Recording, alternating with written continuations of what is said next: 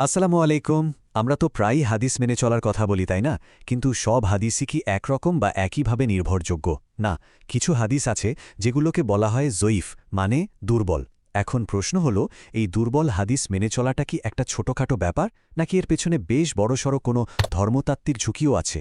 তো আজকের আলোচনায় আমরা ঠিক এই প্রশ্নটারই উত্তর খোঁজার চেষ্টা করব।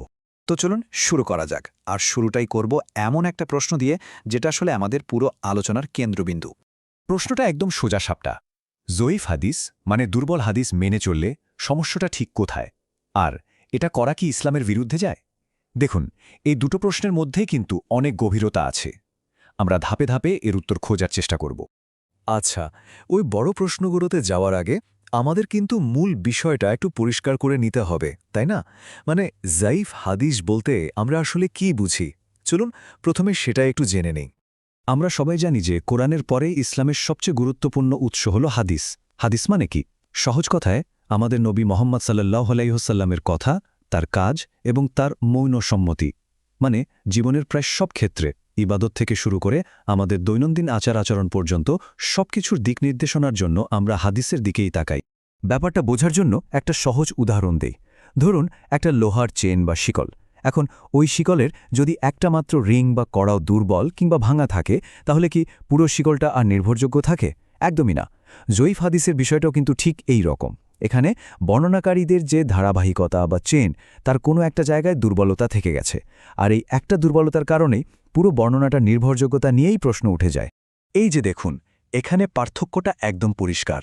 একদিকে আছে সহি হাদিস, যেখানে বর্ণনার চেইনটা একদম অবিচ্ছিন্ন, আর প্রত্যেক বর্ণনাকারী নির্ভরশীল। আর অন্যদিকে জয়ীফ হাদিস, যেখানে চেইনটা হয়তো কোথাও ছিঁড়ে গেছে বা কোনো একজন বর্ণনাকারীর নির্ভরযোগ্যতা নিয়ে প্রশ্ন আছে। সত্যি বলতে, হাদিস যাচাই করার যে বিজ্ঞান, তার মূল কাজটাই হল এই পার্থক্যটা খুঁজে বের করা। তো জয়ীফ হাদিস কি সেটা তো আমরা বুঝলাম। এখন চলুন আমাদের সেই প্রথম প্রশ্নটাতে ফিরে যাই। প্রশ্নটা ছিল, এই দুর্বল বর্ণনার উপর নির্ভর করলে আসল সমস্যাটা কোথায়? ঝুঁকিগুলো ঠিক কি কি? তাহলে চলুন দেখে নেওয়া যাক এই ঝুঁকিগুলো আসলে কতটা মারাত্মক হতে পারে। দেখুন, ঝুঁকিগুলো কিন্তু মোটেও হালকা নয়। সবচেয়ে বড় ঝুঁকিটা হল নবী এমন একটা কথা চালিয়ে দেবার আশঙ্কা তৈরি হয় যা তিনি হয়তো বলেনইনি। আর এখান থেকেই শুরু হয় আসল সমস্যা। জন্ম নেয় ভুল বিশ্বাস বা আকীদা। এমন সব ইবাদত চালু হয়ে যেতে পারে যার আসলে কোনো ভিত্তিই নেই, যেটাকে আমরা বিদাত বলি। আর সব মিলিয়ে এর চূড়ান্ত ফল কি? মুসলিম কমিউনিটির মধ্যে কনফিউশন আর বিভেদ তৈরি হওয়া। আচ্ছা, ঝুঁকির কথা তো বললাম। এবার আসি আমাদের দ্বিতীয় এবং সবচেয়ে সরাসরি প্রশ্নটায়। জয়ীফ হাদিস মেনে চলাটা কি তাহলে ইসলাম বিরোধী? এই ব্যাপারে ইসলামিক স্কলারদের সিদ্ধান্তটা কি? এখানে উত্তরটা একদম পরিষ্কার এবং চূড়ান্ত। আকীদা মানে আমাদের মৌলিক বিশ্বাস, এবং আহকাম মানে ইসলামের আইন কানুন, এই দুটো ফাউন্ডেশনাল বিষয়ের দুর্বল হাদিসের উপর নির্ভর করা যাবে না।